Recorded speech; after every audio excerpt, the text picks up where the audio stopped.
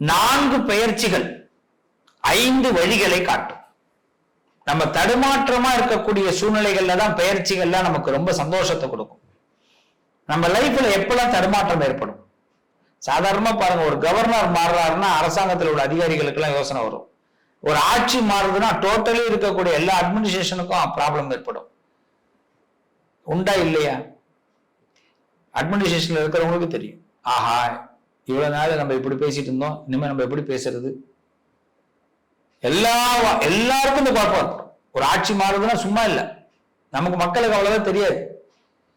அது பிடபிள்யூடி இருந்து அது லால இருந்து எல்லா மினிஸ்ட்ரிலையும் ப்ராப்ளம் ஏற்படும் ஒரு ஆட்சி மாறும்போது.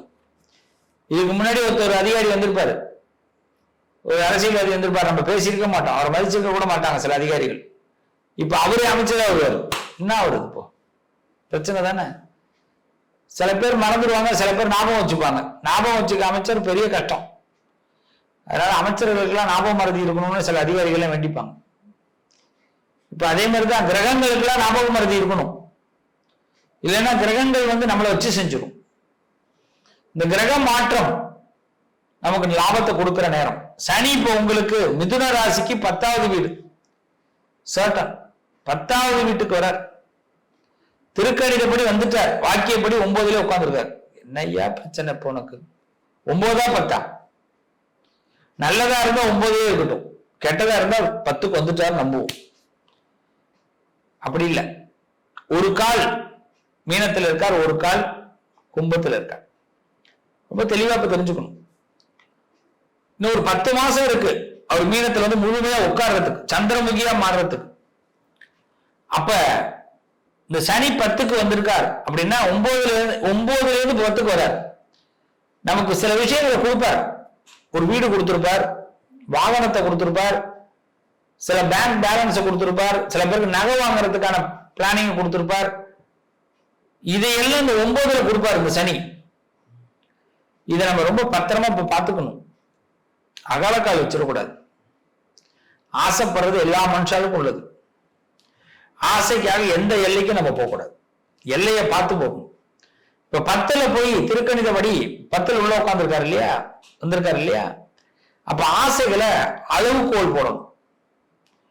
எது கரெக்ட் எது தப்புன்னு யோசிக்க ஆரம்பிக்கணும். மிதுன ராசி.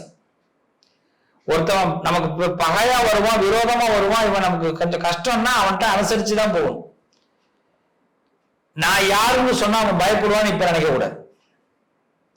சில பேர்லாம் பாத்தீங்கன்னா சில பேப்பர்ஸ் எல்லாம் இருக்கவே இருக்காது. 2 வீலர் எல்லாம் போவாங்க, கார்ல போவாங்க.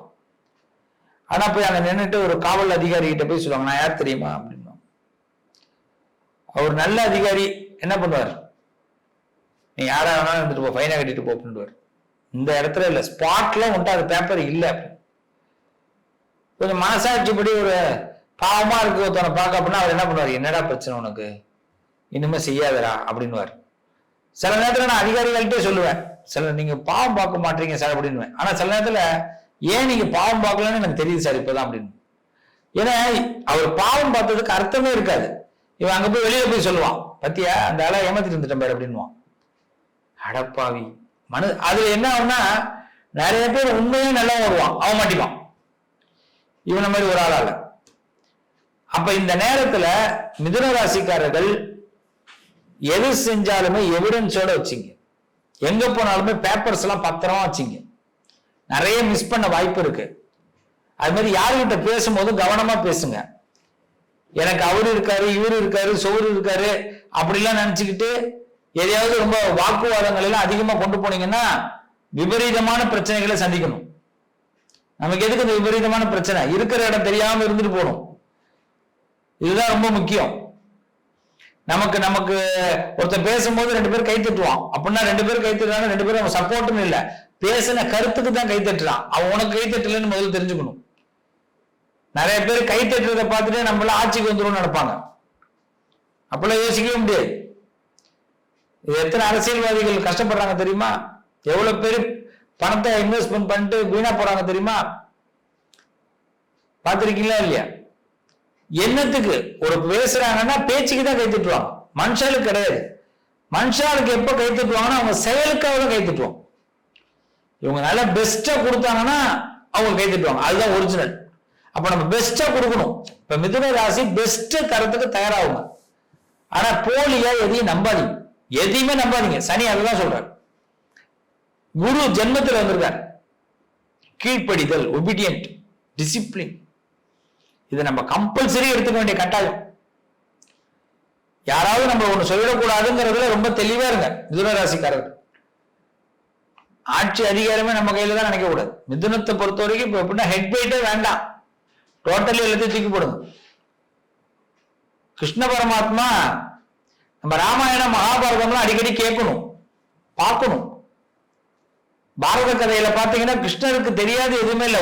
இப்படி பண்றதுக்குள்ள முடிச்சுட்டு போயிடுவார். ஒரு செகண்ட் தான் போரே முடிக்கலாம். 18 நாள் எதுக்கு அந்த போர் தேவையில்லை, செய்யல. அவர் அந்த இடத்துல தேரோட்டியே தான் இருந்தார். கடவுள்னு அவர் காட்டிக்கவே இல்லை. கிருஷ்ணனுக்கு கிருஷ்ண பரமாத்மா அர்ஜுனனுக்கு உபதேசம் பண்ணார், தர்மனுக்கு பண்ணல. ஏன் பண்ணல? தர்மன் தர்மவாதி, தர்மன் தர்மவியாதி. ஆனா அர்ஜுனன் நியாயவாதி. கவனிக்கணும். நியாயம் இருக்கிற இடத்துலதான் கடவுள் என்ன பண்ணுவார்னா உபதேசம் பண்ணுவார். ஒரு நல்ல மனுஷனை பார்த்து அவன் திருந்துவான்னு தெரிஞ்சதுன்னா அவனை பார்த்து உபதேசம் பண்ணலாம். ஜென்மாவுக்கும் திருந்த மாட்டான்னு சொன்னா கும்பகர்ணன் போய் ராவணன்ட்ட சொன்னான். ராமாயணம் படிச்சவங்களுக்கு தெரியும், கும்பகர்ணன் ரொம்ப நல்லவன்.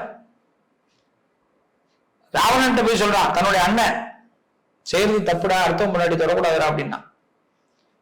கேட்கல, அழிஞ்சான். தம்பியா பிறந்ததுக்கு அவனும் அழிஞ்சான். இப்ப இதுல என்ன தெரியணும்? இந்த ஜென்மத்துல குரு வந்திருக்காருன்னா நம்ம நிறைய பேர் பேச்சை கேட்கணும். பிடிக்குதோ பிடிக்கலையோ ஒபீடியன்ட் ரொம்ப தேவை. கேட்கிற மாதிரி நடிக்கணும்.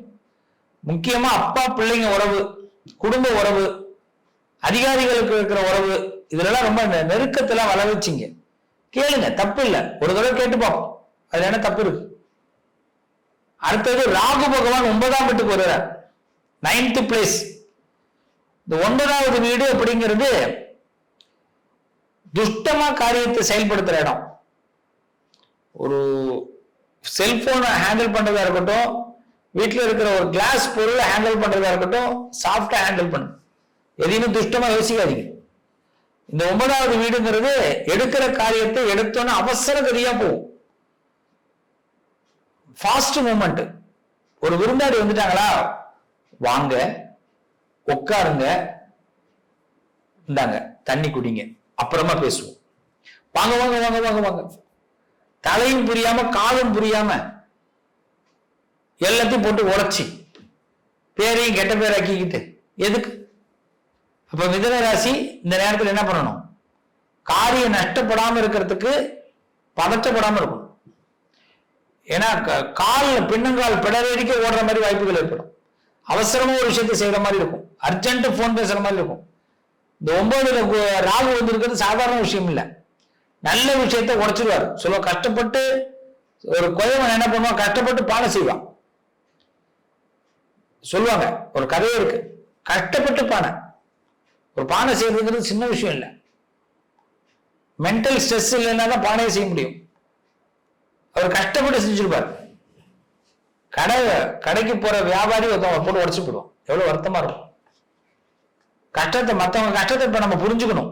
ராகு பகவான், கேது பகவான் 3ஆம் இடத்துல ரொம்ப சௌக்கியம், லாபத்தை கொடுக்கிறார். கேது ஜெயம், வெற்றி, லாபம், தைரியஸ்தான். கேதுவினால் முன்னேற்றம், தொட்டது தொடங்கும்.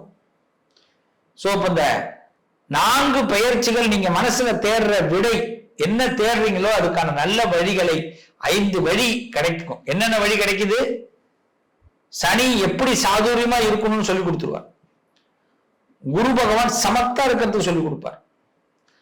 ராகு பகவான் எது வேண்டாம் எது வேணும்னு வெறுப்புகளை காட்ட வைப்பார். கேது பகவான் எல்லாத்தையும் தன் கைக்குள்ள அடக்கி கொடுப்பார்.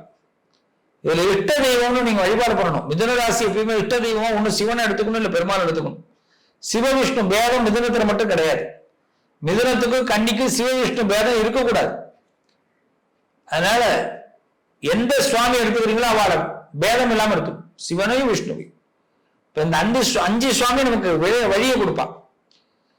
வே பைபாஸ். சோ சிறப்பா இருப்பீங்க. மிதுன ராசி கவலைப்பட வேண்டாம், கெடுதல்கள் எதுவும் கிடையாது. தெய்வ பலம் பரிபூர்ணமா உண்டு. நீங்க வழிபட வேண்டிய சுவாமி விநாயகர், துர்கா பரமேஸ்வரி, நரசிம்மர், அது மட்டும் இல்ல பெருமாளை அதிகமாக வழிபாடு பண்ணுங்க.